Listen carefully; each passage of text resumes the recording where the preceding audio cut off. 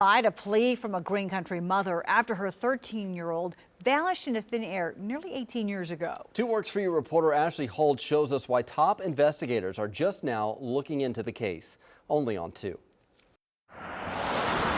You can find a lot of things in a small town like Locust Grove. When I first saw it,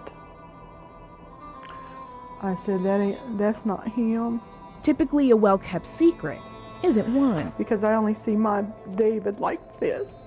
At 13 years old in April of 2000, David Allen Crabtree was no longer the cheerful, silly baby of Brenda Miller's family. I don't know why he was changing. He was acting out in school and sneaking out at night.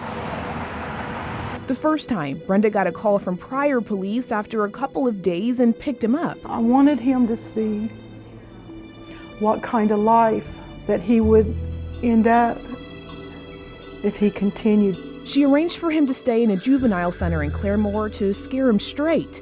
They sent him home because he had been drinking. He didn't seem irritated. I didn't have to get on to him. On April 9th, 2 days later, it happened again. Sorry. "I love you" were the last words his brother and sisters heard him say.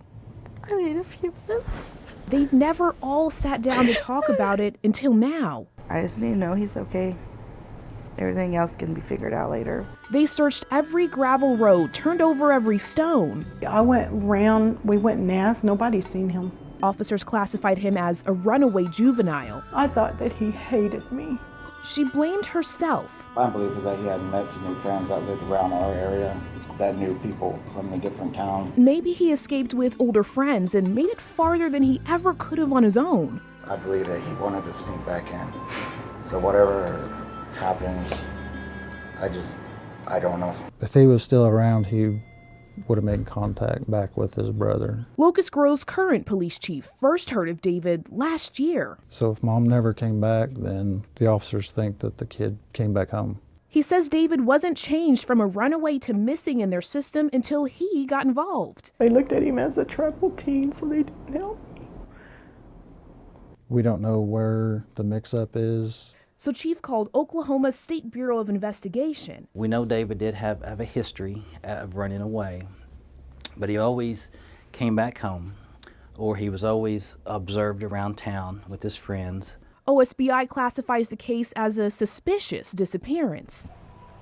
This is my favorite. Brenda has kept everything of David's. That hairdo, man. Photos of him lined up on her table with a gap between 2000 and an age progression photo for what he may look like today. It says I love you very much. Because she says one day David will come home and fill in the gaps. I believe my son is okay. So she talks to him. David, my heart hurts for you every day.